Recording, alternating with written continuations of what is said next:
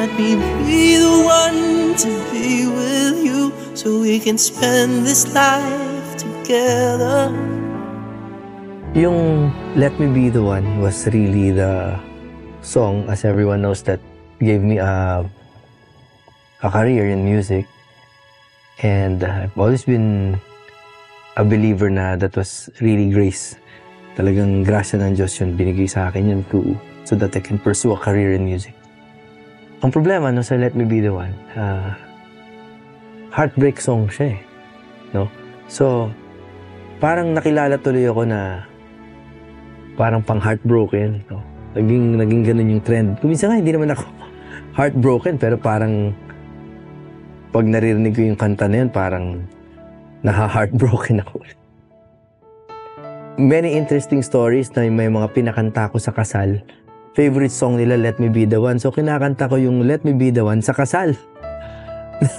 Heartbreak song, pero wala akong magagawa. Yung request ng kliyente. So it's been good to me, that song. Somebody told me that you love me, but didn't know. Nearly a decade ago, halos isang dekada na, nagbago yung buhay ko. I was appointed into government, into the Duterte administration, and that will always be one of the highlights of my life. I was very proud to be part of that change. At dahil nandun ako sa gobyerno, nag-aral na rin ako ng law, nag-law school ako. Nagbago yung buhay ko, 180 degrees, no? From a very entrepreneurial and creative life, I became a follower, a public servant, and I'm very proud to have done that. Ang dami kong natutunan tungkol sa sarili ko, tsaka talagang how the Filipino lives, kung anong buhay ng Pilipino.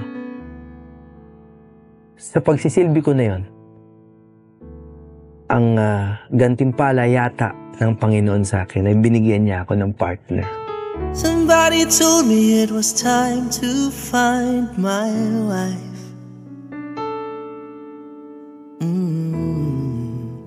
Then you walked into my life. I met Isabel in law school. She was younger kasi ako yung pinakamatanda sa law school. Pero siya na yung pinakamatanda dun sa mga bata. No? Kaya nagkasundo kami. Before that, I always embodied Let Me Be The One as a heartbreak song. Kumakanta ako ng heartbreak, therefore heartbroken ako. Parang ganun yung persona ko. But my life changed. I'm getting married. And it's also something that I thought would never happen to a heartbroken person, no? Si Mr. Heartbreak. So I said, binago ko na rin lang lahat.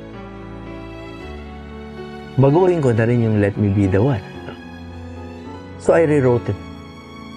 I rewrote Let Me Be The One. I had it rearranged into an orchestral arrangement. And instead of Let Me Be The One to break it up, so you won't have to make excuses, ginawa kong Let Me Be The One to be with you, so we can spend this life together. Let me be the one to be with you, so we can spend this life together. And believe it or not, nung sinusulat ko to, humahagulgul ako talaga. I was really bawling talagang.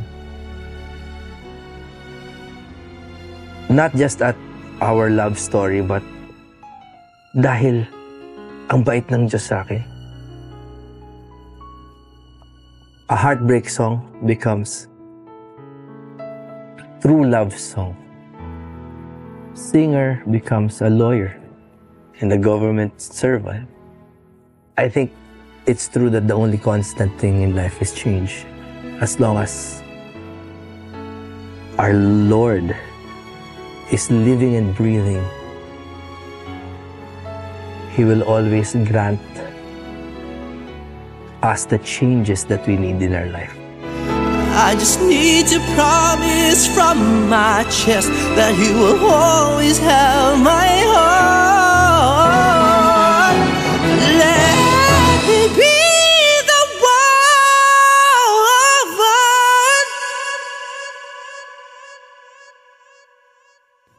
The most important song in my life. Let me be the one. The most important song in my life. I changed. The most important things in my life, I changed. Because I am with you now. So, ang Let Me Be the One ay hindi na heartbreak song. It's now about you. My wife. Let me be the one.